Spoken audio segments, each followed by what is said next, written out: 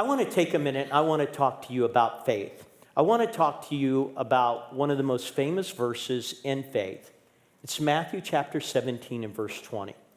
People who don't know the Bible know this verse.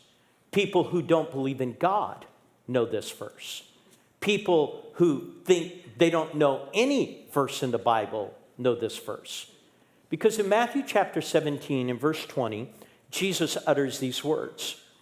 And he says, I say to you, talking to me, that if you have faith as the grain of a mustard seed, if you have faith as the grain of a mustard seed, that you might say unto this mountain, remove hence, and it shall be removed. Now, of all the verses in the Bible, that particular verse is one of the few verses that pretty well most people have heard and have a little bit of an insight on when we talk about faith. But I want to just make it a little bit more specific. Today I want to talk about your faith. I don't want to talk about the faith of Billy Graham. We know that Billy Graham was a man of faith. I don't want to talk to you about the faith of Mother Teresa. We know that she was a woman of faith. I don't want to talk about the faith of Joyce Myers. We know that she's a woman of faith. I want to talk about your faith. But even more specific, I want to talk about the faith of a single mother. You know that single mom who has 2 jobs, and she works every day getting her kids up, going to bed. And she is just struggling.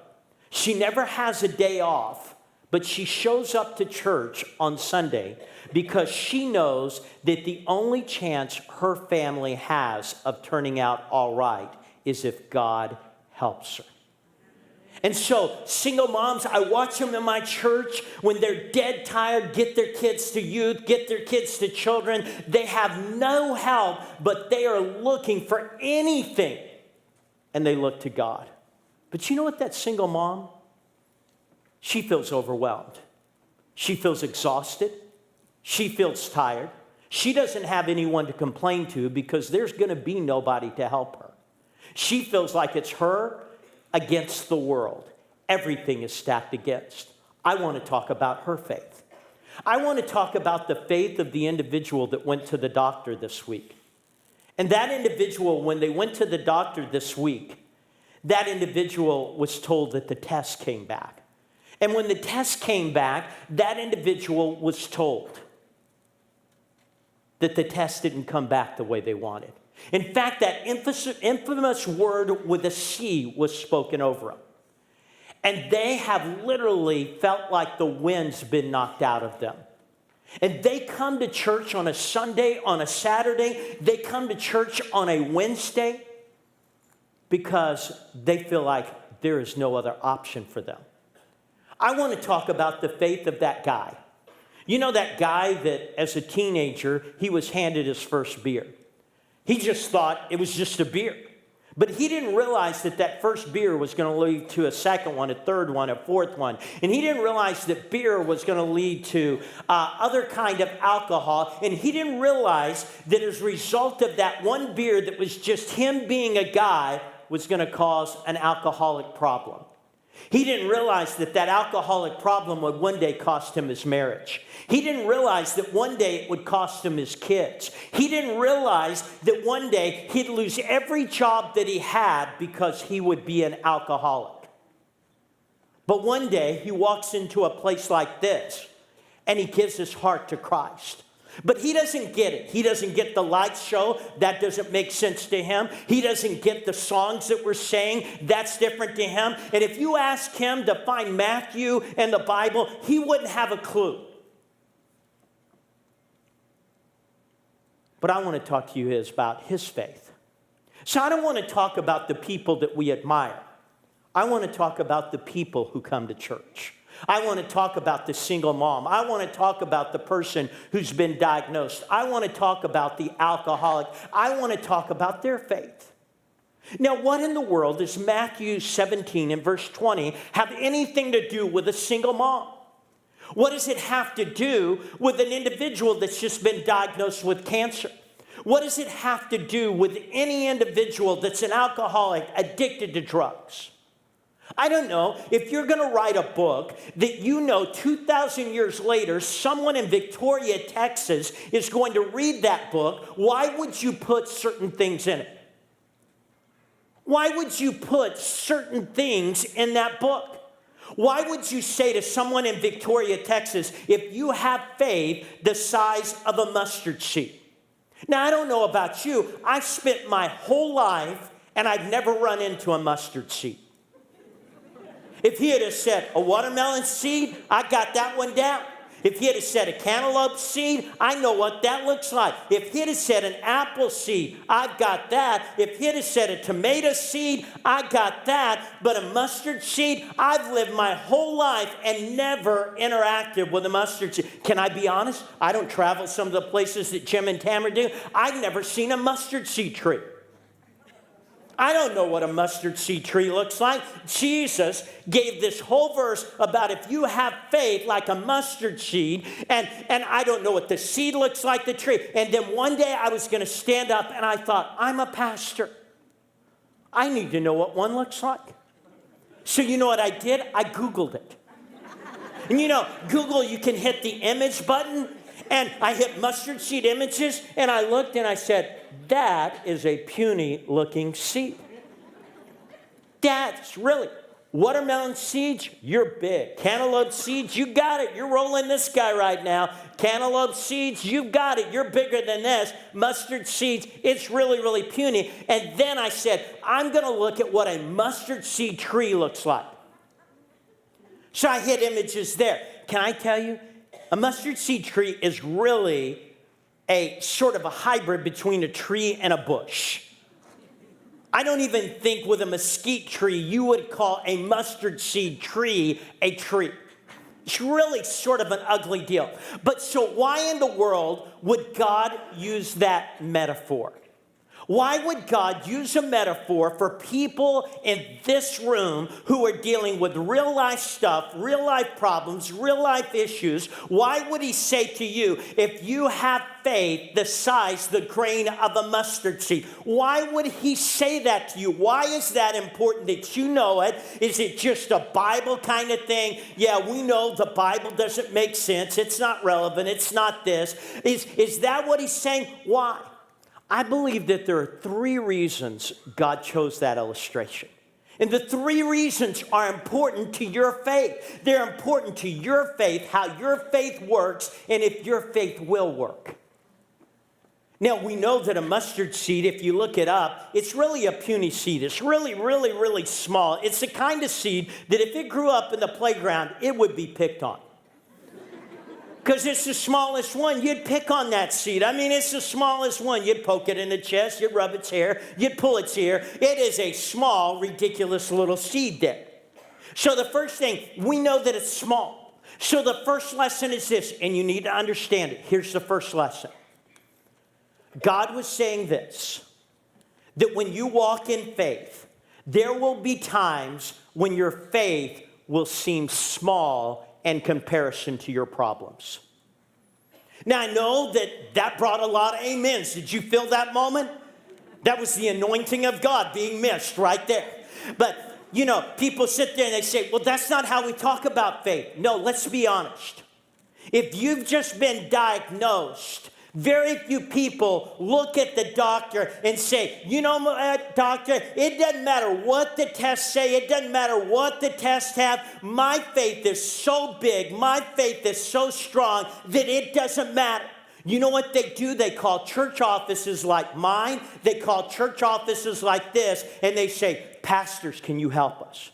You know why? Because they feel overwhelmed. They feel like the diagnosis is bigger than their faith. They feel like the marriage problem is bigger than their faith. They feel like the debt problem is bigger than their faith. They say, I've got all these bills, but here's my faith. I've got this diagnosis, but here's my faith. I've got all these problems, but here's my faith. And you know what Jesus was trying to say to everybody?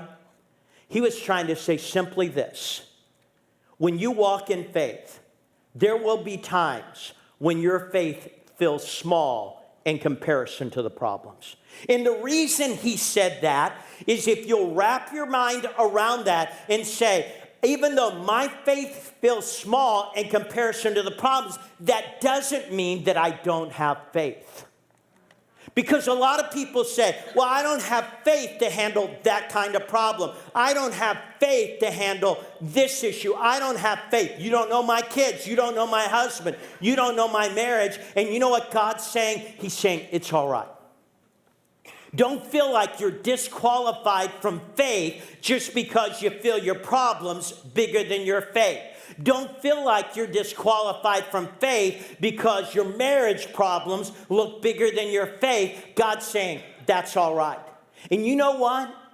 When you know that, it takes you to step number 2 in faith. And step number 2 is this. God is saying, you need to understand God can do big things with small faith. Amen. Now, that's where the anointing does, because that's the message that we're used to hearing. But God's sitting there saying that he can do big things with small faith. So you walk in here, I have them all the time. I have guys who say, you know what, I don't know the Bible like you. I don't get to pray like you. I don't get to do the stuff you do. You've got big faith. I don't have faith, but my wife just left me. I don't know what to do. Hey, I just lost my job. I don't know what to do. My kids are sick. I don't know what to do. And they sit there and say, I don't have time. Let me tell you what God was saying. It's not the size of your faith that matters, it's the size of your God. It's not the size of your faith, it's the size of your God. And see, if you're not careful, you'll make it about the size of your faith. Oh, I got to have big faith. I got to have strong faith. I have to have overpowering faith. I got to have this faith. I got to have the Jim and Tamara faith. Yeah, they stayed during that hurricane. You seen their house? That's a hurricane-worthy house. They stayed during that. Man, I was in San Antonio. I was here, everything. And people sit there and they look at people and they say, they've got big faith. I have small faith. But God says, it doesn't matter the size of your faith. It's the size of your God. And I've pastored people who had the misconception of making faith about the perfection of their faith instead of the perfection of their God. Can I tell you something? I don't have perfect faith. I sometimes have faith that wobbles a little bit. I like the man in the Bible, Lord, I believe, help thou my unbelief. I'm sometimes like that. Now, I know you guys come to a great church and you don't have those kind of deals, but I'm being honest with you. I sometimes feel that way. But it's not the perfection of my faith, it's the perfection of my God. It's not the size of my faith, it's the size of my God. It's not how big I am, it's how big he is. It's not what I'm doing, it's what he's done. And if we're not careful, we'll make it all about our faith and we'll lose sight of our God.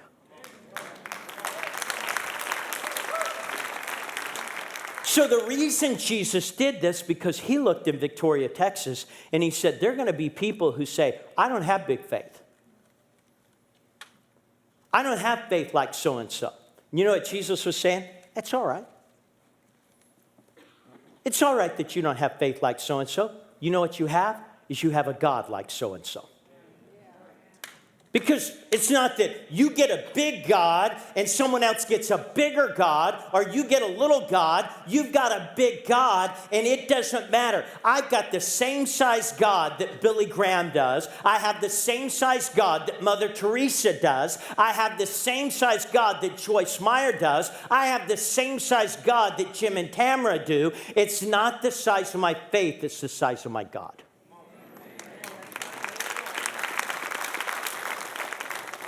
So, number one, he said, I understand there are times when your problems look bigger than your faith. He said, number two, I understand that there are times when it's easy to focus on the size of your faith, but it's really the size of your God. But number 3 is this. Small faith can grow into big things. Now, let me illustrate this. 35 years ago, we just celebrated our 35th anniversary of our church. 35 years ago, Jenny and I started this little church in Plano. We didn't know. I mean, we're just young kids. We're walking out. We're starting this thing. We don't know if anyone's going to show up, if anyone's going to like us, if anyone's going to come, but we started. So we're just young, you know. We believe God's in it. We do that. Now, what we didn't know at the time was right after we started the church, about a month or so into it, Jenny found out that she was pregnant. Now, we weren't trying not to have kids. We weren't trying to have kids, but we did the things that cause kids. And as a result of that, she was pregnant. And because she was pregnant, that added a dynamic. We're starting a church, and I've got a pregnant wife.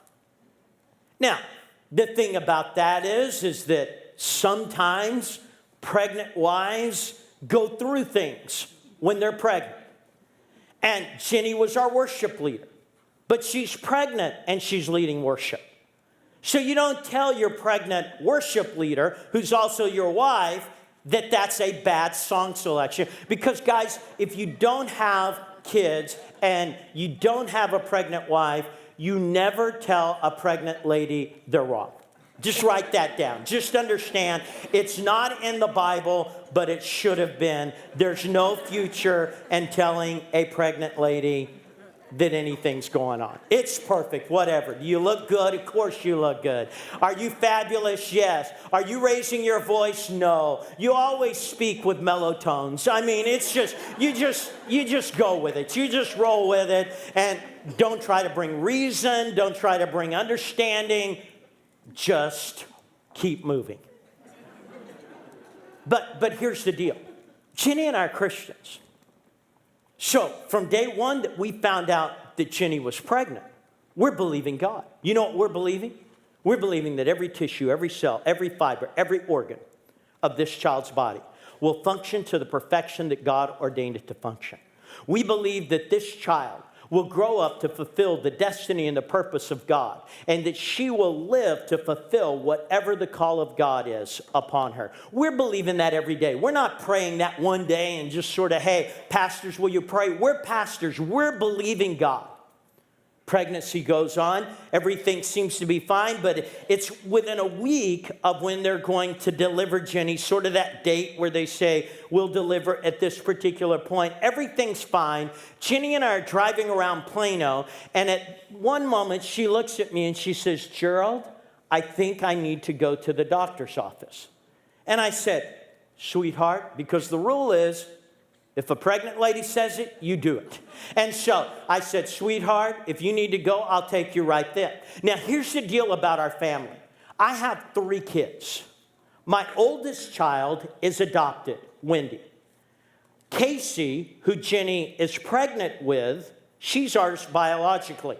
Cody, who is our 3rd kid, he is adopted also. Now, you got to understand something, that's our family. So we already had a kid, but Jenny had never been pregnant. And so our first kid's adopted. Now, this child, is coming along, and we're praying. We reached a place where Jenny says that to me, and I said, sweetheart, we'll go. So I take her over to the doctor's office. The nurses just sort of look at her and say, we know you've had a kid before, but we also know this is your first time pregnant. And they do the sort of humoring process. Yeah, we'll run some tests. We know you're feeling things, everything. It's no big deal. So the nurse starts running the test, and all of a sudden, the nurse gets serious. And I notice this. But she's trying to hide it because you don't want a pregnant lady feeling like there's something wrong. And so she just says, you know what? I think I'll go get the doctor. Now, let me tell you something, having pastored. A lot of people get upset when they go to the doctor's office and they see the nurse and they see the physician's assistant and they said, I didn't see the doctor. Let me tell you, when the doctor doesn't want to see you, that means you're well. That means everything's well. And so if the nurse just says, hey, you can see me, or the PA and everything, you just roll with that. That is a great thing. But it's at that point that the nurse goes and gets the doctor. The doctor comes in, runs the same test, and all of a sudden the doctor gets a little bit tense.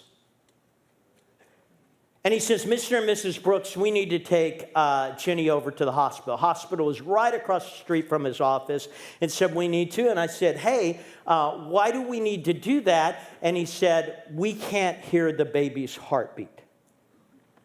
So we're going to go in and we're going to put a fetal monitor in so we can get a better idea of what's going on. We go across the street, we go into the hospital, and at that particular point, we sit there, they put the fetal monitor in, and they said, because we're doing this, the baby's going to be born today. There's no choice here. But when they put it in, all of a sudden, they can hear the heartbeat. Everything calms down. Now, I have 30 families that have been a part of our church for the whole 35 years that Jenny and I have been there. Have been that whole journey. One of those men has heard that Jenny has gone to the hospital. He comes out. Everything's fine. We're hearing the baby's heartbeat. He walks in, and I say, Jenny, can I go and pray with Ray real quick? I'll be out for about 5 minutes. I'll come back in. I go out for 5 minutes. I come back in. There's no Jenny. There was nobody in the hospital, as best I could tell. Every nurse on the floor is gone. Every doctor on the floor is gone. I'm sitting there, and she's not there, and I'm looking around. All of a sudden, a doctor comes running. Second rule of going to a hospital: you never want to see a doctor in a hurry. If a doctor's in a hurry, there's a problem. So this doctor's running, and he says, there's the dad. Tell him to sit down right there. And they literally sit me in a wheelchair, and he says to me, the baby's heart's crashed. We've got to get in. We've got to get the baby. So it's going to be an emergency C-section. It's not going to be this little bitty one. It's going to be the big one. We're getting in. All aesthetics are gone. We're getting in. I'm literally on this side of the wall. The surgery's taken, so I can hear the doctors talking to each other. We got to get in. We got to get in soon. I can hear them doing everything, and I can hear when the baby comes out, Casey comes out, and I hear her cry. And so when she begins to cry, all of a sudden the doctor says, go tell the dad he has a healthy baby girl. Now, it's at that point that I've always told Jenny, the first time the baby cried, I got up with her. You kept sleeping. And so I've always used that sort of, against her. I said, hey, I got up the first time, Casey's crying, everything like this.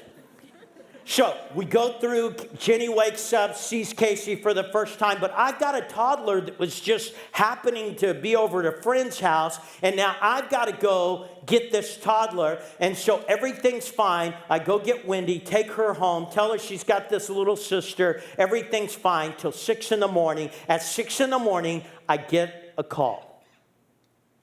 And when I get the call, it's Jenny, and she's crying. She says, Gerald, you've got to get to the hospital. I said, sweetheart, is everything all right? She said, you've got to get to the hospital. And I'm sitting there, and I said, well, Wendy said, drop her off somewhere. And so I hurry in the car, I drop her off literally at the curb of a house. Friends come out, pick her up, and we're sitting there, and I go to the hospital, and the doctor walks in, and he says, there's a major problem with your heart, with your daughter's heart. He said, you've got to get this child to a pediatric cardiologist right now. Now, I don't know about you. I don't have a lot of pediatric cardiologists on fast dial. So I don't know who. And so I sit there, and what I do is I start calling around, and I find a good one. So I found a very good pediatric cardiologist who was Jewish. I wanted a good one. And so we set up this appointment. When we set up this appointment, we go in, literally, Jenny's holding the baby. She hands the baby to me. The doctor is sitting there. I take Casey. I hand the baby over to the doctor. He literally takes a stethoscope and he listens for no more than 15 seconds. And when he listens for 15 seconds, here's what he does. He says, your baby has a major problem. I'm going to run some tests, but I'm telling you right now, this is severe. They go and run the test. And when they run the test, here's what happens. He comes out and he says, your baby has, and he tells us what the problem is. He says, we have to do open heart surgery on her. But this is 35 years ago. And he looks at me and he says, we can't do the surgery until she's 1 year old. Because I'm a fixer. I'm trying to figure out how to get this surgery done. And he says, when she's 1 year. And so I can remember my wife standing by me and she looks at the doctor and says, if she has a major problem, how do we get her to 1 year old? He literally takes his arms and his shoulders and he says, I can't tell you how to do that. Jenny literally asks him, says, well, do I stop the baby from crying? He says, she could cry and she could die. She could be quiet and she could die. She could be moving and she could die. She could be laying totally still and she could die. He says, I can't tell you anything she's got. The heart will not be big enough until she's a year. Now they can do the surgery. Back then they couldn't. So it's going to begin a year. Now you got to understand, Jenny and I are believing for a perfectly healthy baby. Not one day of the pregnancy, but every day. We knew the Bible. We weren't doing weird things. We weren't going out doing things that you're not supposed to. We weren't perfect, but we weren't doing things. We're praying every day. Now we're in this, and we're being told that she's got to make it a year. During that year, there'd be times when literally Casey would be laying in her bed. And in your mind, what you're thinking is, because she's not moving, she died. We'd literally go over there just to see if her heart, if her lungs were going up a little bit, that she is still alive. She'd start crying and you'd think, this is going to be the last time we're going to hear this. The stress would get on me so intensely that what would happen is in the middle of the night, I'd get Casey up. And I would put her in her stroller. And I would walk her around the streets, praying in the Spirit, quoting the Word of God. I would declare the Word of God. And I'm sitting there. I had nothing. I said, Casey, you've got to make it to a year. And I'd pray over her. I'd say, you've got to fight. You've got to fight. You've got to fight. And of all the prayers that I've answered, God answered that. That girl will fight with you over everything. Will that girl fight with you? I mean, she will fight with you. And in fact, when I did her wedding, I turned to Jesse and I said, it's your fight now. She's yours. Don't bring her back.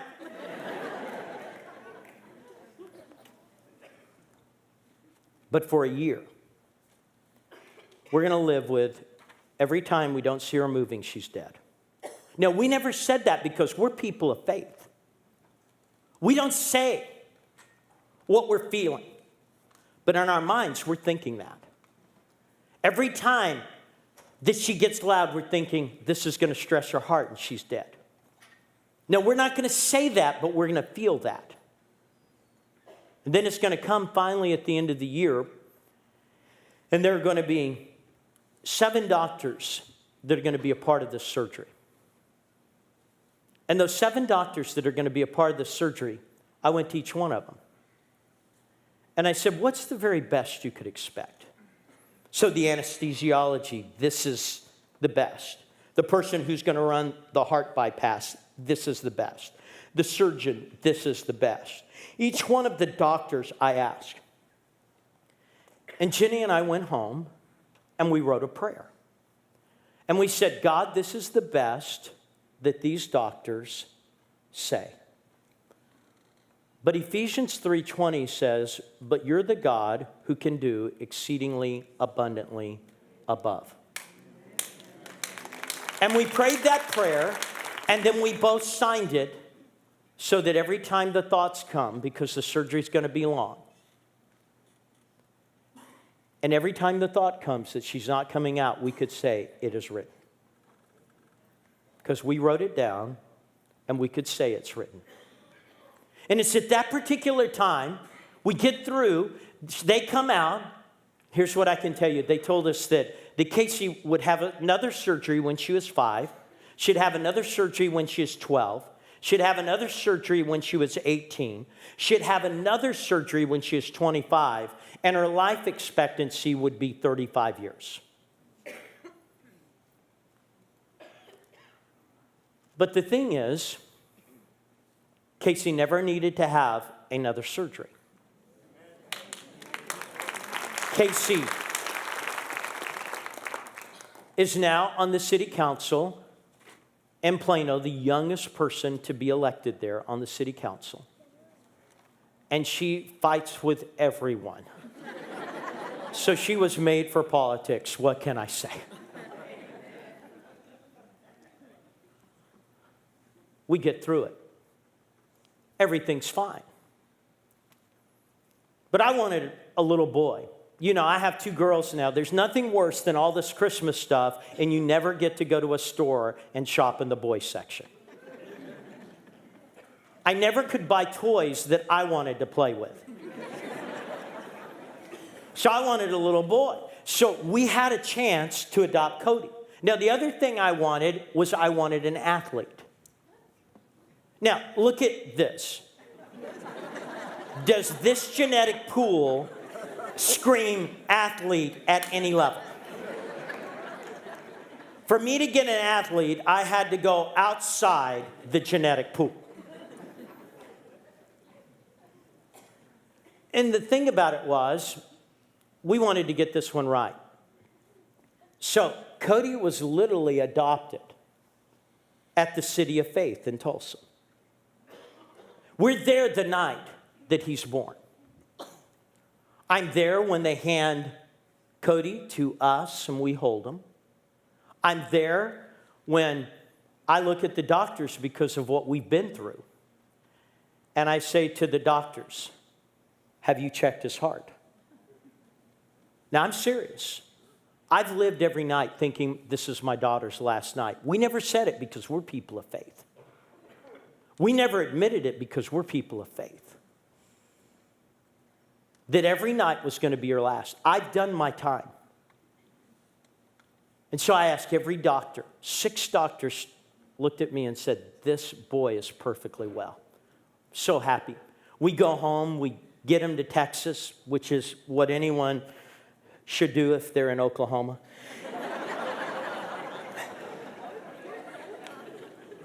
Is we immediately get him to Texas. Everything's fine. Everything's going well. At a 6-week exam, I'm sitting in my office, and Jenny calls me, and she's crying. She says, Gerald, you've got to get to the doctor. And I said, sweetheart, if he's crying, just give him the shot. She said, no, you got to get here. I go there, and the doctor looks at us and says, Mr. and Mrs. Brooks, your son has a heart problem. You've got to get him to a pediatric cardiologist. I now have one on speed dial. I wanted a good one, so I found a Jewish one. So I call him. We go into the same office. I take Cody, I hand him over to the doctor. Doctor listens for no more than 15 seconds. He puts down his stethoscope and he says, Mr. and Mrs. Brooks, I don't know how to tell you this, but your son has a major heart problem. I sit there and I hear this, and the doctor looks, he said, I can't medically even give you odds on this. That you would have 2 in the same family and one of them's adopted. He says, medically, the odds cannot even be calculated. Now, I don't know about you, and this is what I love about Jim and Tamara. They are so spiritual. And my church really wishes that they had a spiritual pastor. But they didn't get that. Because you know what I was out of that room? I wasn't a person of faith. I'm mad at God. Now, I know you guys don't get mad at God, but I'm mad. I'm ticked. I get out of that room and I say, God, I've already lived through this. I've already done this. I don't want to do it again.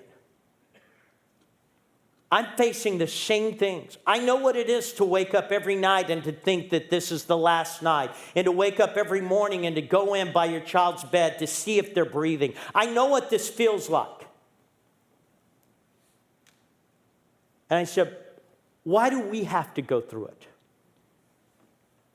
Have you ever been complaining and God interrupted you? Don't you think that's rude? When you're in the process of complaining and God just sort of looks at you and says, hey.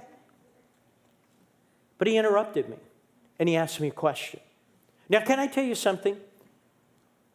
Studying Matthew, Mark, Luke, and John, it was never a good experience for Jesus to ask you a question. But he asked me a question, and it was this. If there was a little boy who had a heart problem, what better family to place him in than someone who already knows how to believe for a heart?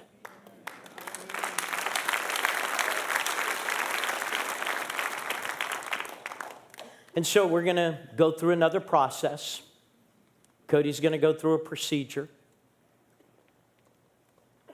He's going to end up being everything and more that I ever wanted. I couldn't think him and Jesse are the two best boys I know in the world. He ended up being my dream because he played on the best baseball teams in Texas. He won national championships on those teams. He ended up playing on the best teams in high school. He ended up playing all the way through college, and he ended up playing minor league ball. He ended up being the athlete that I couldn't produce. But can I tell you something? I tell that story, and here's what I want you to know.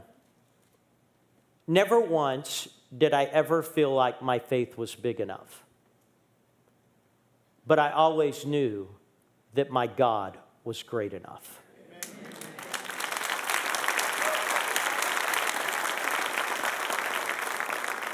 And if someone would have asked me, do you have big faith?